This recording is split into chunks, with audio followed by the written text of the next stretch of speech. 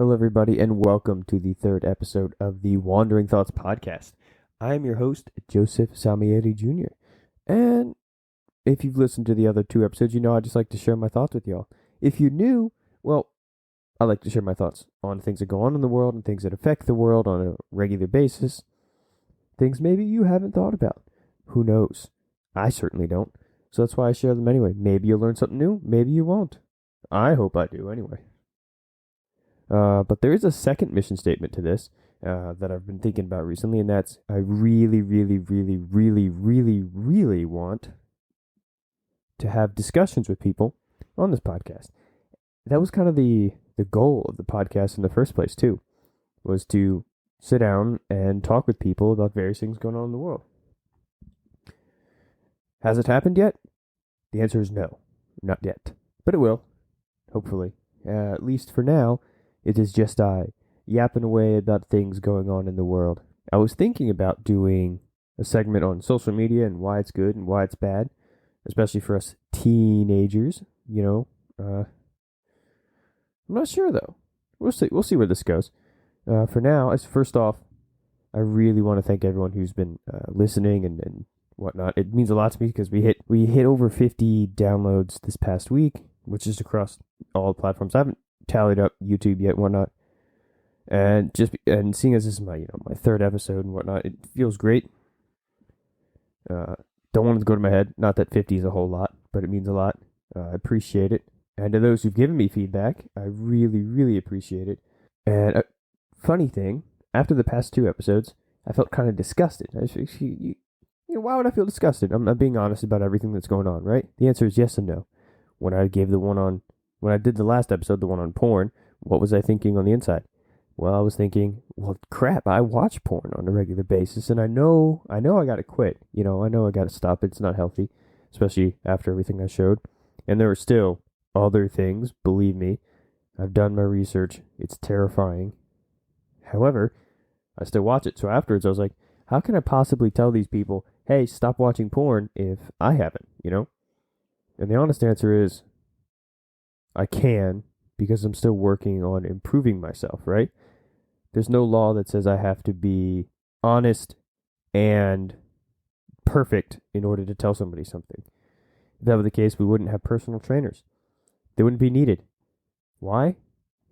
Because they aren't perfect themselves. They always have something else they need to be working on in their own workout routine and nutrition and whatnot. But yeah, and regarding the depression one, I was thinking, well, I don't actually do all that. I don't get outside very much. I spend way too much time on my computer, several hours a day playing video games when I should be doing other things.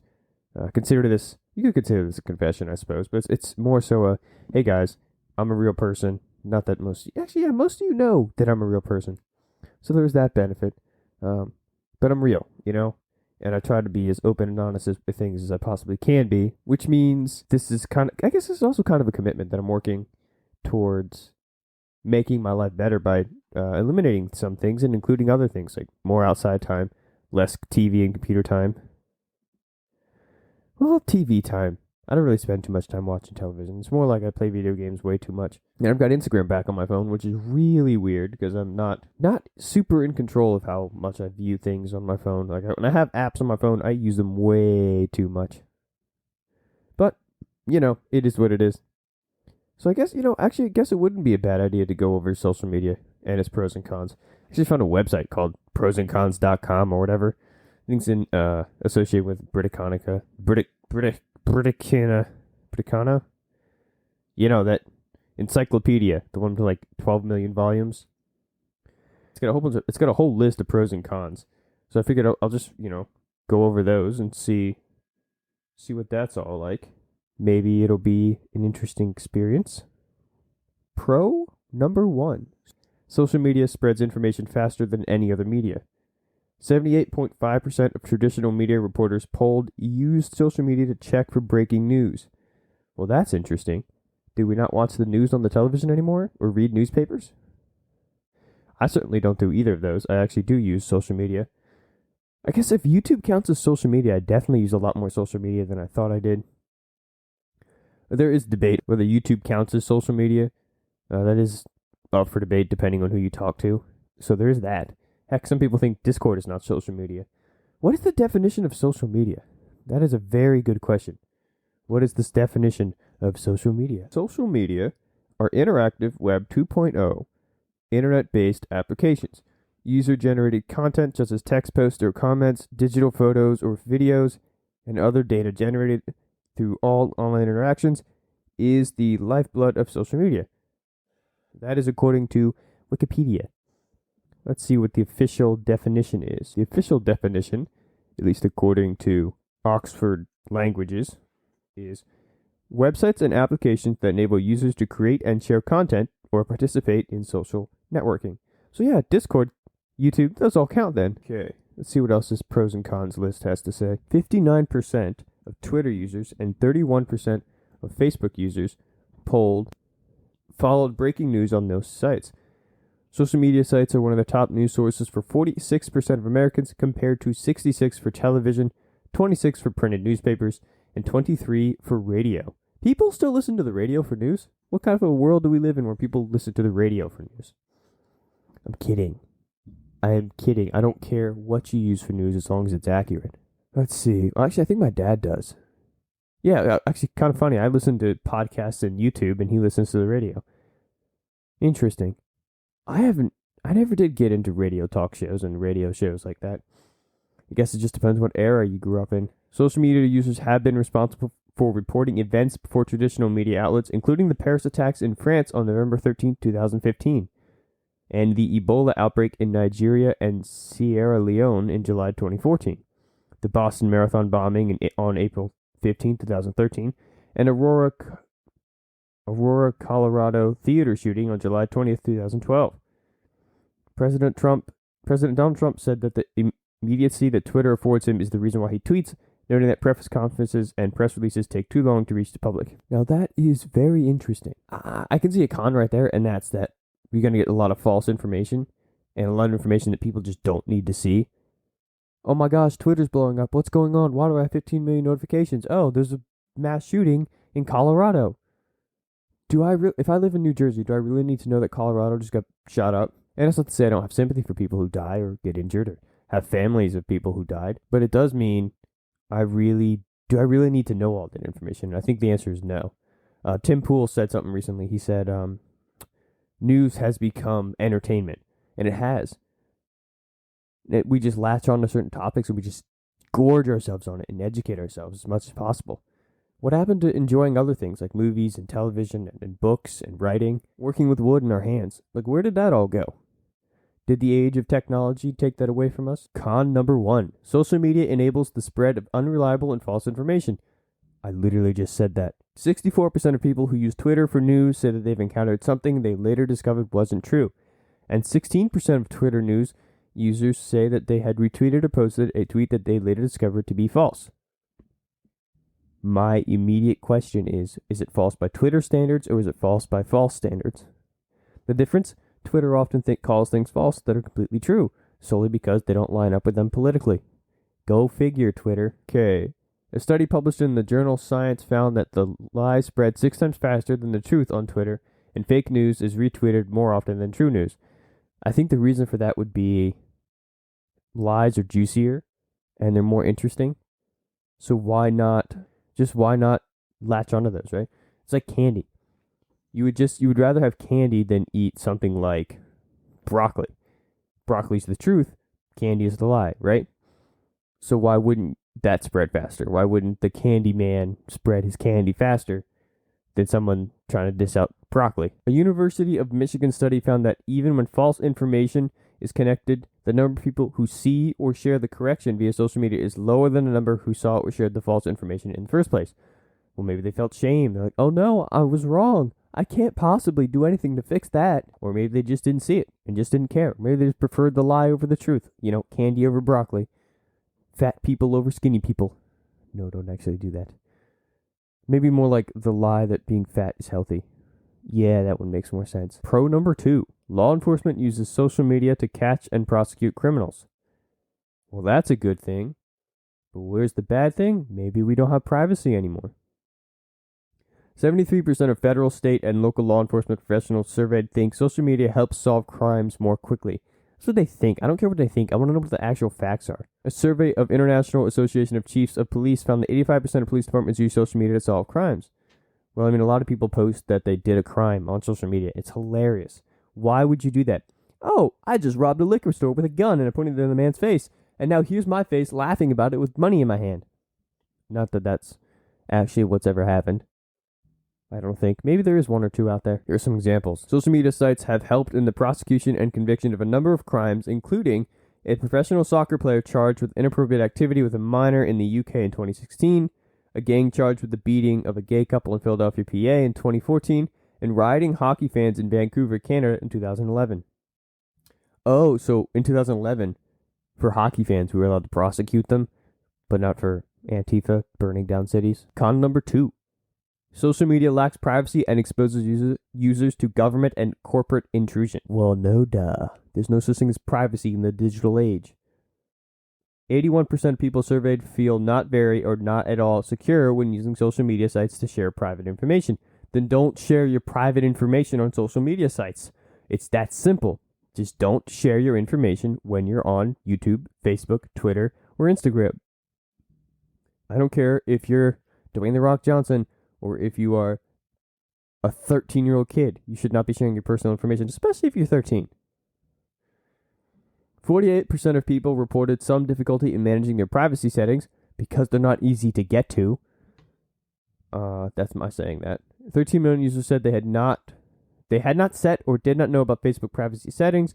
The U.S. government submitted 36,812 requests for data from Facebook, 7,036 requests from Twitter in 2015, approximately 80% of which were honored at least in part. The National Security Agency, NSA, can monitor social media activity and read the content of private social media messages simply by entering a person's username into their system.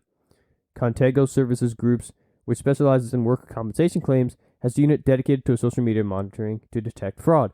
That is terrifying. I don't like that the government can just type in my name, open my Instagram account, and be like, oh, look, this is the messages he's sending that cute girl, or that ugly man, or that criminal, the political criminal. Or maybe I wonder if the government is suspicious of me yet. Or if they just look at me like, oh, it's another one of them crackheads. He believes in, like, God and stuff. That would be hilarious if that was true. Pro number 3. Social media sites help students to do better at school. My first thought when I read this was, no. Unless they're Googling all their answers. In which case, why wouldn't it help?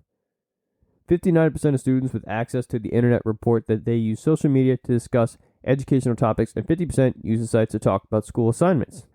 Why does that count as helping with school studies? Is it just so they discuss things with other students? Like, oh, okay, now I have the answer? That makes sense. But if it's just like, oh, hey, Johnny, how was history today? And the other guy was like, oh, yeah, Mac, Johnny was great. And he's like, what do you mean Johnny was great? And he's like, I have no idea what you're talking about. And he's like, what? That's exactly how I feel about where this just went because I completely misspoke. Let's continue reading this. After George Middle School in Portland, Oregon introduced a social media program to engage students, grades went up by 50%, chronic absenteeism went down by 33%, and 20% of students school-wide voluntarily completed extra credit assignments. We're talking about Portland, Oregon here. I'm surprised that thing was a success, but I wonder what the detriments were. I wonder if they had an uptick in depression or not. A January 2015 study published in the Journal of Applied Developmental Psychology said college freshmen should use social networking sites to build networks of new friends, feel socially integrated at their new schools, and reduce the risk of dropping out. Well, that makes sense. If you have friends at a school you're going to. Con number 3, on the other hand, says students who are heavy social media users tend to have lower grades. Yeah, because they're distracted. 31% of teens said that they use social media that using social media doing homework reduces the quality of their work. Students who use social media had an average GPA of 3.06, while non-users had an average GPA of 3.82. Students who use social media while studying scored 20% lower on tests. College students' grades dropped 0.12 points for every 93 minutes above the average 106 minutes spent on Facebook per day. One student found that in schools which introduce a ban on cell phones, one study, not student, a ban on cell phones, student performance improved by 6.41%. Another found that grades began to steadily decline after secondary school students reached 30 minutes of daily screen time. After 4 hours, average GPAs dropped one full grade. This is why I don't like pros and cons, because the cons look really bad, and then the pros look kind of good. It's like icing on a cake. You know if you eat that cake, you're going to break your diet, and you know you're going to regret it. But if you eat that cake, there could be some benefits, like you feel good. That was not the best. Pro 4, is this one any worth it? Social media allows people to improve their relationships and make new friends. Yeah, this one's definitely worth it. This one's actually going to lead me off on a tangent. Whoops-a-daisy. 93% of adults on Facebook use it to connect with family members, 91% use it to connect with current friends, and 81% use it to connect with friends from the past. 72% of teens connect with friends via social media. 81% of teens aged 13 to 17 report that social media makes them feel more connected to the people in their lives, and 68% said that using it makes them feel supported in tough times. 57% of teens have made new friends online. I have made new friends online. I have felt connected online. I have felt supported online. And I've done everything else.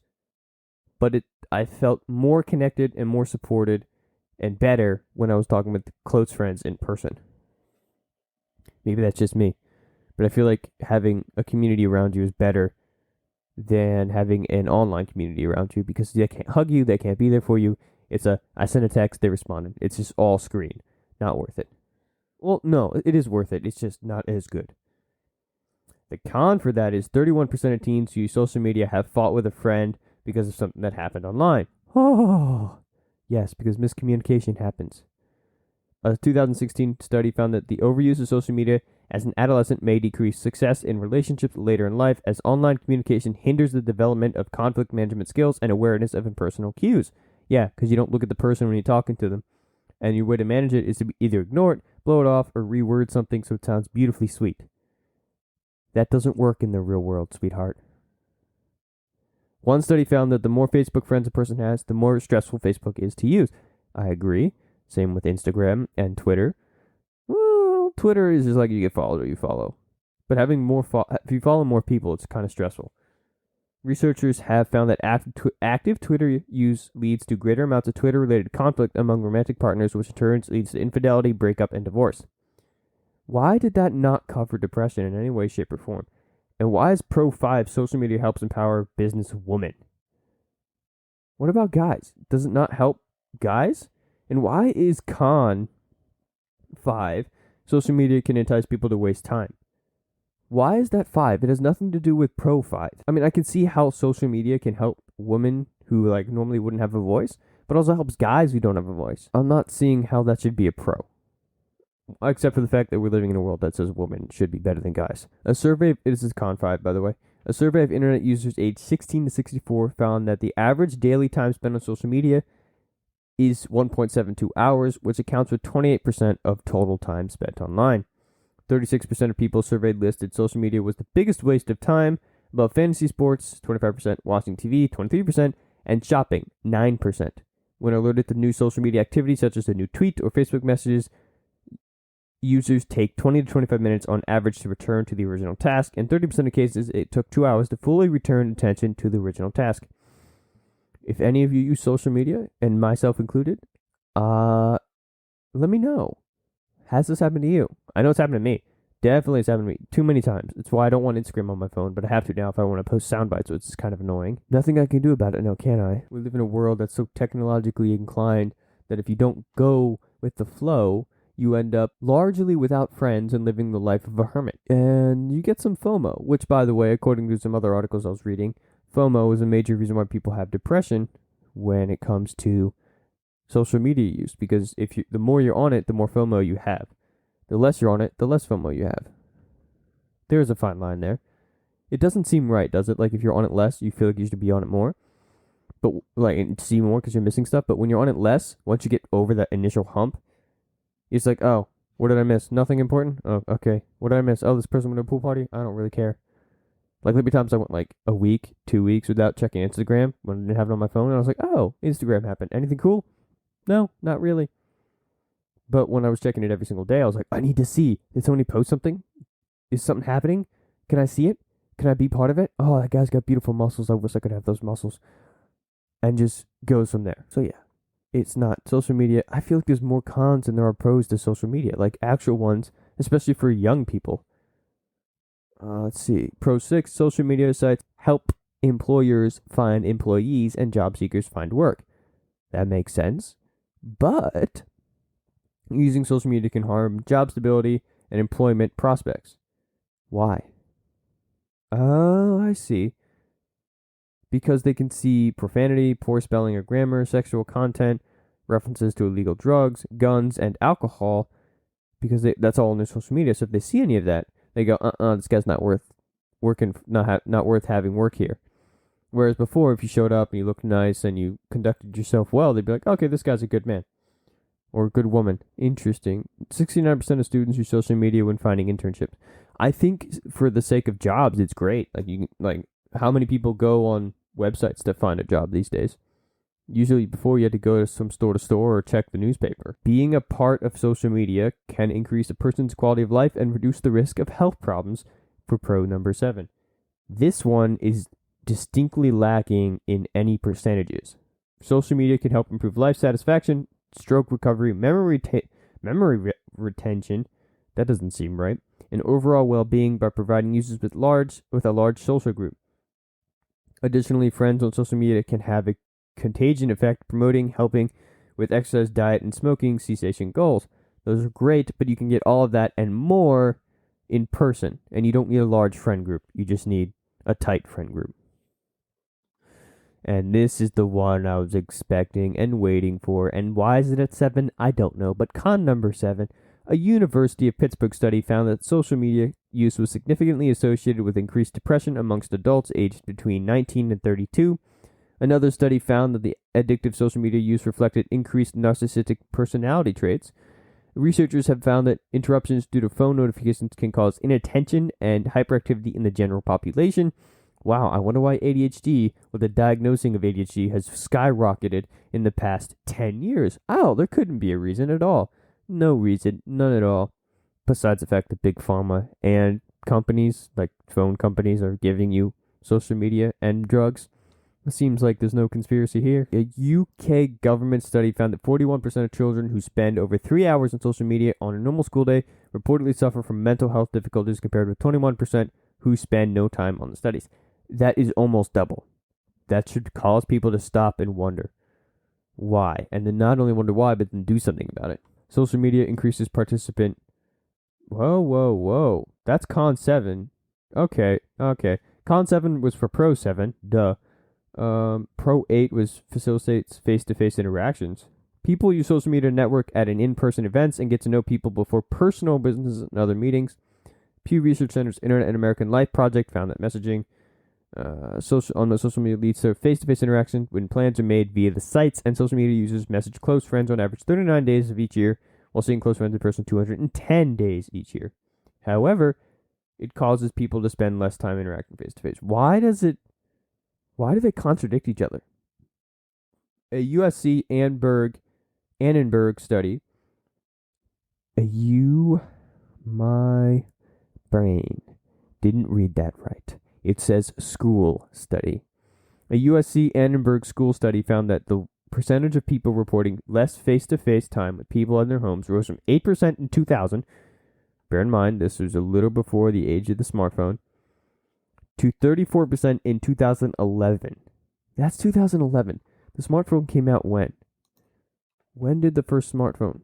1994. No. When they met the internet was 2001.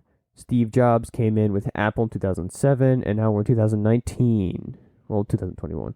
Yeah, okay, that makes sense. Imagine what if that's gone from, what was it before? 8% to 34%. What if it went from 34% to 50? Like, that's crazy. This Briticanaprocon.org needs to update quickly. Let's see what else it says. 32% reported using social media or texting during meals. 47% of the 18 to 34-year-olds. Wow. Instead of talking with family and friends, that's vital. Some of my best memories are from around the television set while we're sitting there or at meals, laughing. Sometimes it's been terrible, but most of the time it's been great. Jokes and conversations. Instead of talking with family and friends, 10% of people younger than 25 years old respond to social media and text messages during sex. Why would you check your phone when you're having an intimate time with your partner?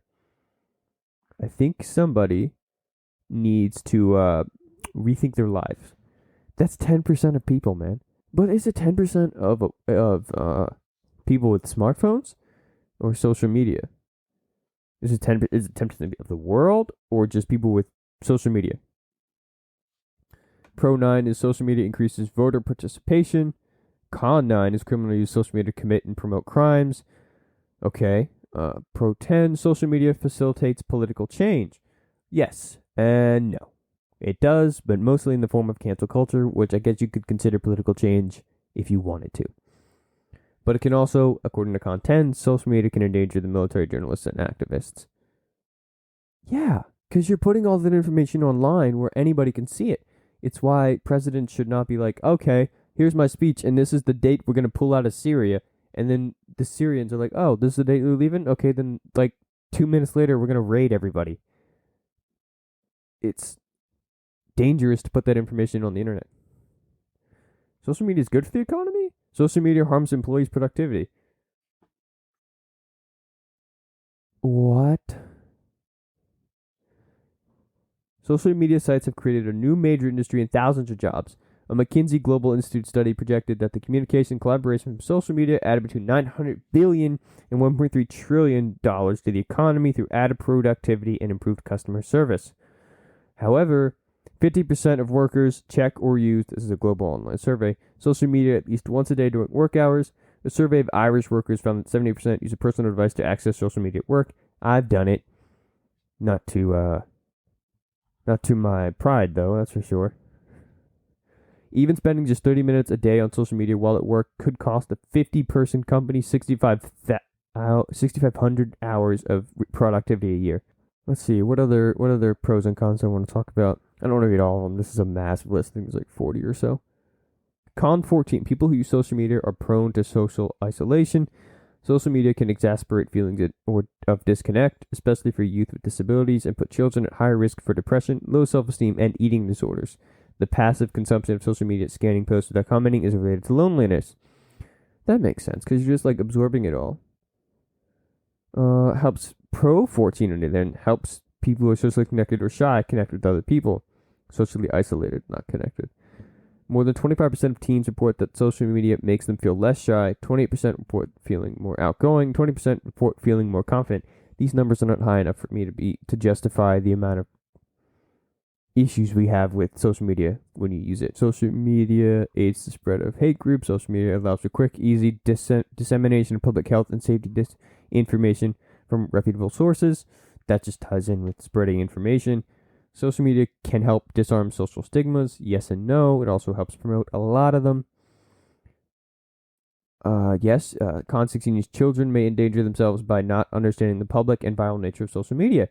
Yeah, of course they can. Why wouldn't they? They're young. They're dumb. I literally just thought of this one when we were talking about school. I actually said it. Con 17, social media enables cheating on school assignments. No duh. Like, why wouldn't it be anything else? Con 20, unauthorized sharing on social media exposes artists to copyright infringement, loss of intellectual property, and loss of income. Photographer Daniel Morrill was awarded $1.2 million in damages after Getty Images and AFP were found to have willfully infringed his copyright by selling photos he had posted on social media without his permission. Interesting. Let's look for pro now. What? Using social media can harm students' chances for college admission? 2018 Kaplan Test Prep Survey found that 25% of college admissions officers checked an applicant's social media to learn more about them, up from 10% in 2008, but down from a high of 40% in 2015. 42% of these admissions officers discovered information that had a negative impact on prospective students' admission chances. Only 3% in 2014 of students surveyed believed that the content of social media presence could hurt their prospects of admission. If all your social media is you half naked, or you getting drunk, or not even all of it, but just a few of them, or you and your friends doing crazy stupid things, why would a college look and say, oh, this is a responsible human being who would make a great addition to the college. Social media offers a way for musicians and artists to build audiences even if they don't have a corporate contract. 64% of teenagers listen to music on YouTube, making it the hit maker for songs rather than the radio, which is 56%, or CDs, 50%. People still use CDs? We're 2021, man. What radios still make CD players? Pop star Justin Bieber was discovered on YouTube when he was 12 years old. In 2016, at 22 years old, Bieber's net worth was estimated to be $200 million. Why did we use Justin Bieber as an example? Everybody hates on the guy. The National Endowment for the Arts found that people who interact with the arts online through social media and other means are almost 3 times more likely to attend a live event. Social media posts cannot be completely deleted, and all information posted have unintended consequences. Case in point, LeBron James. The Library of Congress has been archiving all public tweets from Twitter's March 2006 inception forward. Oh, that's terrifying. All they have to do is just go through it. Just be like, oh, Joseph Salmieri, we need to find some incriminating stuff on him. Let's go through the Library of Congress. Information about an affair posted on Facebook, for example, can lead to and be used against someone in divorce proceedings because the information once posted can never be completely deleted. It can be if you go to the Library of Congress and get rid of it all. I didn't say that. 81% of members of the American Academy of Matrimonial Lawyers said that they have seen a rise in the use of social media as evidence in divorce proceedings, with Facebook being cited as the primary source in 66% of divorce cases. Take your personal lives off Facebook, people. Keep it between you and your friends and your husband or your wife, and you don't need to share with the 50 million people you have following you on Facebook that, hey, this guy just cheated on me, or hey, I'm cheating on this guy, or hey, I'm cheating on this girl. Don't put that out there. Play it smart, man. Why does Pro 22 say colleges and universities use social media to recruit and retain students? Why? I hate that they contradict each other, but that's what pros and cons do, don't they? Okay, there's only 23. Interesting. Social media users are vulnerable to security attacks such as hacking, identity theft, and viruses. Well, we've all had a virus at one point. Social media allows for rapid communication during crisis events. I think that's good. But it just depends on what it can do. Like if everybody's reporting on a crisis, it can flood social media with stuff that nobody needs to see. However, the one that really stands out to me all the time is the depression part of this. How does social media play a role in depression? This is an article by Nadri Niddle, medically reviewed by Stephen Gaines, MD, updated on November 17th, 2020. It's on the Very Well Mind. We'll see where this goes. Defining depression. Okay, clinical depression or major depressive disorders is a mood disorder characterized by ongoing feelings of sadness and a loss of interest in activities that an individual once enjoyed. Depression can be mild or severe, and it makes it difficult for those with the condition to concentrate, sleep or eat well, make decisions, or complete their normal routines. People with depression may contemplate death or suicide, feel worthless, develop anxiety, or have physical symptoms such as fatigue or headaches. Psychotherapy and medication are some of the treatments for depression. Some other ones are supplements, sunlight, exercise, treatments that people have been doing for years. Diet was a major treatment for a while. A lot of 1920s to up until the 1950s and 60s, a lot of psychiatrists, they would use diet to help their patients with schizophrenia and depression, and they had an 80% success rate. 80%.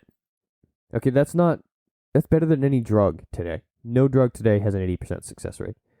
At least I don't think there is. The facts on social media and depression. Social media has never been more popular, with more than half of the world population active on these networking sites that roll out nonstop news, much of it negative. I was just about to say that. I've been saying that for the past 10 minutes. A Lancet study found that people who check Facebook late at night are more likely to feel depressed and unhappy. Go to sleep. It's night. It's dark. Your body wants that cue. Turn off your phone. Go to sleep. A 2018 University of Pennsylvania study found that the less time people spend on social media, the less symptoms of depression and loneliness they felt. Well, that's because odds are if they're not on social media, they're putting more effort interacting with people in person. And being on social media means you're seeing everybody's good stuff and you just see your bad, which doesn't help at all. A 2015 study found that Facebook users who felt envy while on the networking sites were more likely to develop symptoms of depression. I literally just said that. How many? 2015 study? How many though? How many of them? If it's 1-2%, then that's not an issue that needs to be truly brought up, I don't think. Monitored, sure, but if it's like 20, 30%, 40% of Facebook users, I think that's something that definitely needs looking into. I think it would need looking into because we don't have enough information on it. The Social Dilemma was the first documentary to make it big, as far as I know.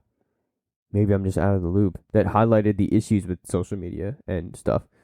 And stuff. That sounds bad. And stuff. And phones and stuff. I gotta stop saying stuff, man. I gotta be more specific. Actually, I would prefer to not have my phone or computer if I had my way. I'd smash my laptop and give it to my phone, but it's the world we live in. Gotta figure out how to live with it, right? Causation or correlation? Some studies about social media and mental health reveal that there is a correlation between networking sites and depression. Other research groups go a step further, finding that social media may very well cause depression. I didn't need to say word group there because that wasn't in the article.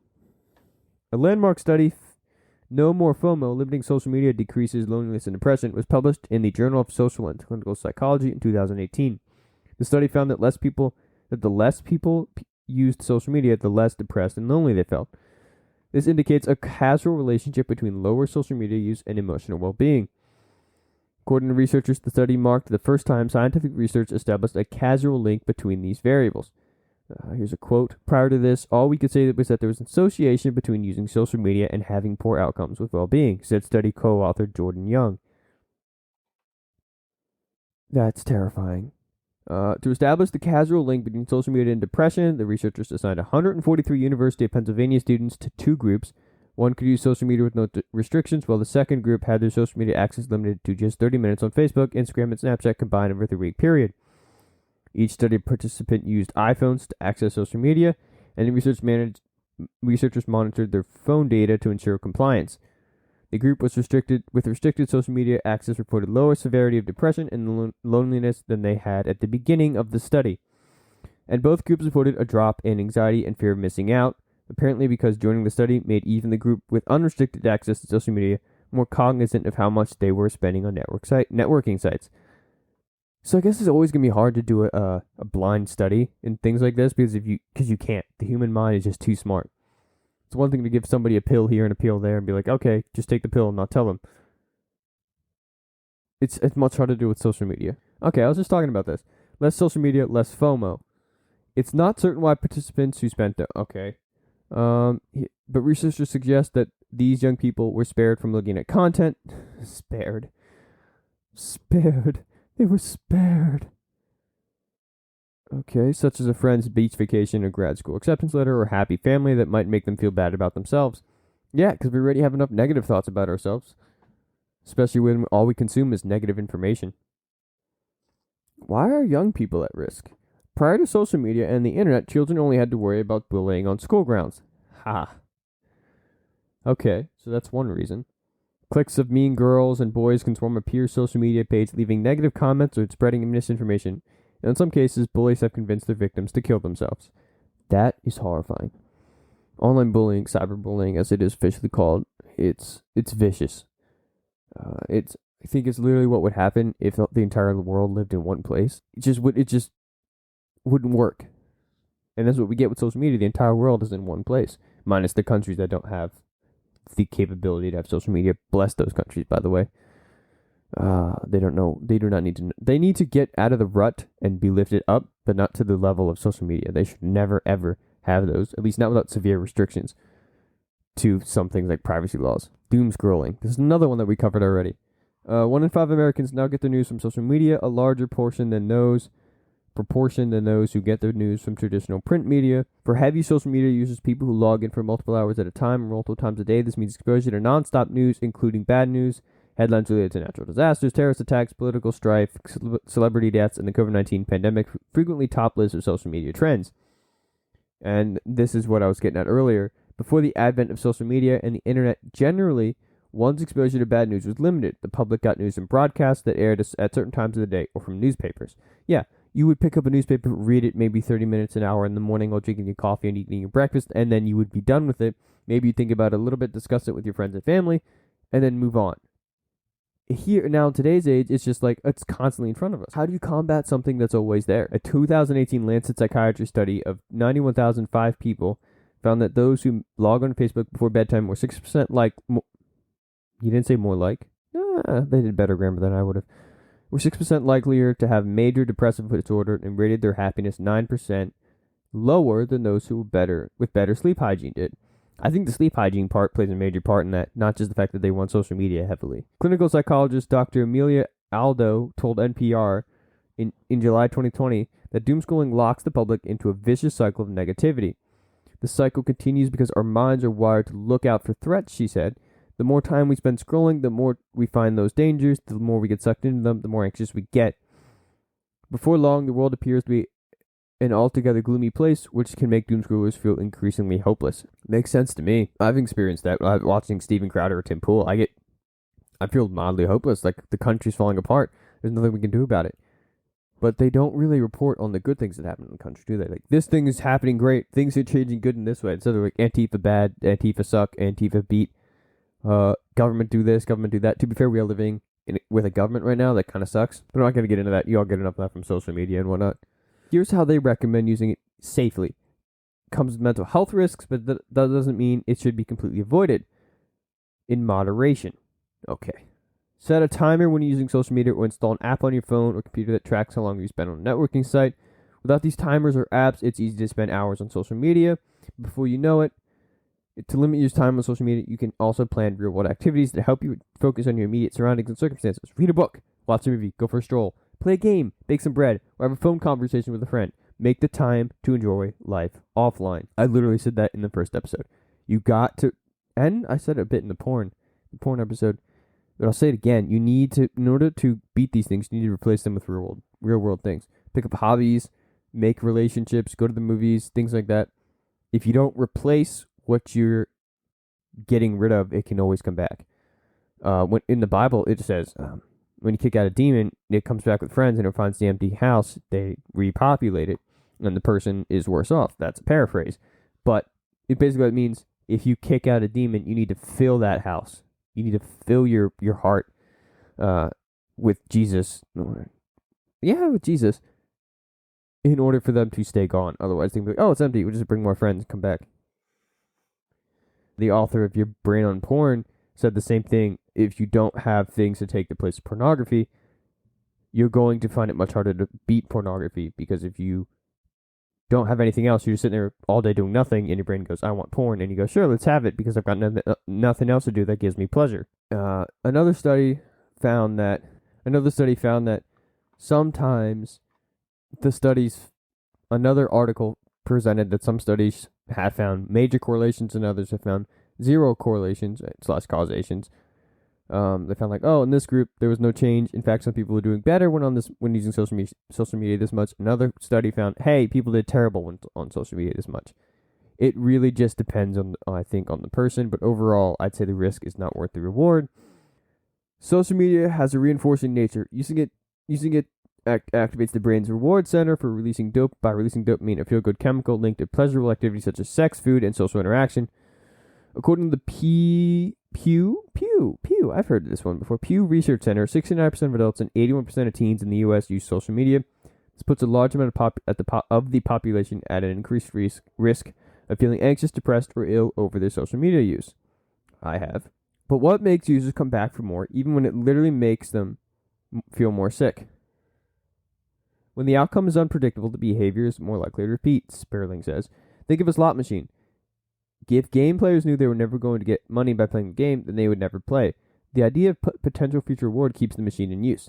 The same goes for social media. One does not know how many likes a picture will get, who will like the picture, and when the picture will receive likes.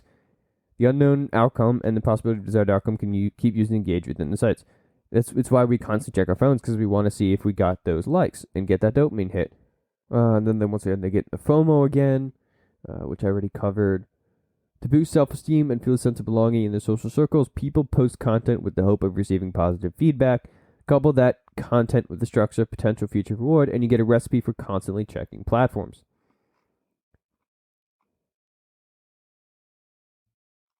The digital age of vulnerability. The earlier teens start using social media, the greater impact the platforms have on their mental health. This is especially true for females. While teen males tend to express aggression physically, females do so relationally by excluding others and sharing hurtful comments.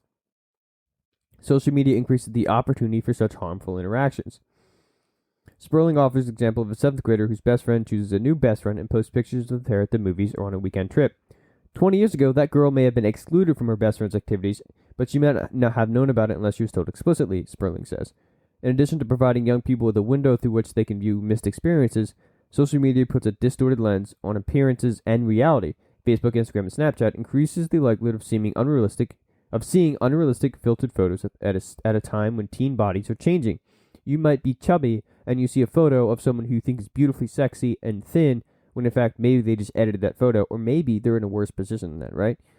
Maybe they're actually not eating. Maybe they're not eating. Maybe they're eating and not allowing that food to stay in their stomach. And then that's why they're so skinny. So in fact, they might be very unhealthy. Or it could just be they're lying to you so that they can feel good about themselves. Be like, haha, look at me, I'm sexy. In the past, teenagers read magazines that contained altered photos of models. Now these images are one thumb scroll away at any given time. Yeah, middle of the night, I can't sleep, mommy. I'm going to check Instagram. 3 o'clock in the morning, I should be in bed, but I'm going to look at this cute girl again because she makes me feel jealous and I want to look like her. I don't know why I just used that accent though. Apps that provide the user with airbrushing, teeth whitening, and more filters are easy to find and easier to use. It's not only celebrities who look perfect, it is everyone. That is a terrifying fact. Nobody should look perfect. I guess that's why the standard for beauty has changed so much. So you have to be perfectly tan and beautiful. White teeth, toned body, because everybody wants that now. It's a very vulnerable population to have access to something where there is no stopgap before they post or press the send button. I think that's something of which to be mindful, Sperling says. That he's talking about middle school. Not to mention teenagers. Oh my word, teenagers are vicious, horrible monsters. I can't stand most teenagers. Don't know why I'm saying these things in a weird voice. A New York Times article that ran in June 2018 features a newlywed couple who nearly separated after their honeymoon. The reason? The wife spent more time on the trip planning and posting selfies than she spent with her husband. Girl, I literally just said this. Get off your phone and spend time with the person you love. I don't care if you have to go have sex 5 times a week. Not that you should. Not that you shouldn't, but, just spend time with the person you love. How can the platforms change? They can't, really? Sperling acknowledges social media platforms have positive aspects, such as their ability to allow people to stay in touch with family and friends around the world. She realizes the potential pitfalls of completely banning teens from sites that have become a part of their life for their generation, not just as a way for them to stay on top of recent parties and conversations, but often as expected source of announcements and news. Just the platforms have opened a Pandora's box as they continue to evolve more quickly than we can research their impact. I was afraid of this. After watching The Social Dilemma, I was like, we don't have enough information. We don't. It took us 60 years to go from smoking is good for you to smoking is bad for you should probably not do it, and now here are regulations on it. Social media is having far greater impacts, and we don't have enough information. In addition to limiting likes, as Instagram has done, Sperling suggests social platforms consider decreasing mass sharing altogether. They might function more as a messaging services by highlighting one-on-one communications. Regardless of how likely social media giants are to change their ways, though, individuals can take control of their own behavior. Personal responsibility, I will say it again and again and again and again. You are your own person. You need to take responsibility for what you do and how you do it. Distract yourself from distraction. People aren't usually motivated to change their social media use by simply hearing it's bad for them. It's better for individuals to see what their limits are. It's probably unrealistic for most social media users to quit completely. However, they can monitor their behavior to see how their use impacts them and how to act as a result. Michelle knows this all too well. When she was initially treated for her anxiety, a therapist asked if she was active on social media, and she said yes. It turns out that a lot of my anxiety and imposter syndrome is made worse when I'm online. That's a quote. A person experiences imposter syndrome when feeling chronic self-doubt and a sense of being exposed as a fraud in terms of success and intellect. Whether it's another pretty vacation or someone's bouquet of flowers, mine went from, why not me, to I don't deserve these things and I don't know why, and it made me feel awful. She and her therapist decided to set ground rules. If I was continuing to use social media, I had to learn what would trigger my anxiety and how to use different platforms, and how using different platforms made me feel. The result was deleting Snapchat for good, and after 5 years, she still doesn't miss it. She's still active on several other platforms, though. Sperling encourages people to conduct their own behavior experiments by rating their emotions on a scale of 0 to 10, with 10 being the most intensely one could experience an emotion before and after using social media sites at the same time each day for a week. If one notices that one feels less happy after using them, then one might consider changing how one uses social media sites, such as using them for less time in doing other activities that one enjoys instead. 2018 University of Pennsylvania study suggests that such self-monitoring can change one's perception of social media. The study's researchers looked at 143 undergraduates randomly assigned to two groups. Yeah, we've read this study. But in the conclusion, both groups showed significant decrease in anxiety and fear of missing out compared to where they were at the study's beginning. I'd love to say that my use is totally healthy, but I find that I'm still comparing myself to others, Michelle says. Now I can recognize what's going on to help or hurt my mental well-being. My therapist and I agreed that I'd set limits on my app usage to 2 hours a day across all platforms. Now I know when it's time to log off and take care of myself. And for parents, they need to set a good example, monitor what your kids are doing. Oh yeah, how do you answer that? Sperling suggests that some families modify the ways they use social media. Try a no selfie policy, or rule that kids can post pictures of tangible objects but no photos of themselves, so children can share their experiences without emphasizing a focus on their appearance. A common argument is when children say that they're missing out because of restrictions placed on their phone use, that they aren't allowed on a platform or can't be online for a certain time. Sperling tells parents to remind kids that a good friend will always find a way to spend time with them. Suggests that other ways for kids to talk to one another to keep those feelings of FOMO away and be socially present. If adolescents know that they cannot use their phone after a certain time or not allowed to access a site that their friends use, they can ask their friends to let them know of any plans made when they see each other at school, or call the house phone or one of the parents' phones so they can remain included. And then if you're going to use social media, you have to follow the same rules, right? And I know there's, I think it's the Canadian Health Association recommends no more than 2 hours of any screen time usage. Whether they're right or not, I think that's accurate in the sense that I've seen the 2 hour rule a lot, and it seems like it works. On a more personal note, the reason why I got rid of Instagram was because I always felt worse after being on it, and I began to play like, I have to check it, and it's becoming a thing now. And once again, the reason why I have it is so I can post the sound bites on Instagram and get more people to listen to the podcast, yada yada yada. I wish I didn't have it. I would just straight up delete it. The reason why I still have Discord and Instagram and Facebook and Twitter, well, not Twitter. Twitter is just fun for me. I like staring at people's tweets and reading all that bad news. But the other three is because friends. The only way to keep in contact with them these days. Though I have been told by my mother that you could just swap numbers. People don't do that a lot these days, do they? They just swap Instagram handles or Snapchat. I'm never getting Snapchat. That stuff disgusts me. But in short, find a way to figure out if you need to limit your time on social media or to get rid of it completely, and then replace that time you are spending on it anyway with better things like reading, writing, exercise, outdoors, eating more if you're eating too little, eating less if you're eating too much, etc. Build relationships.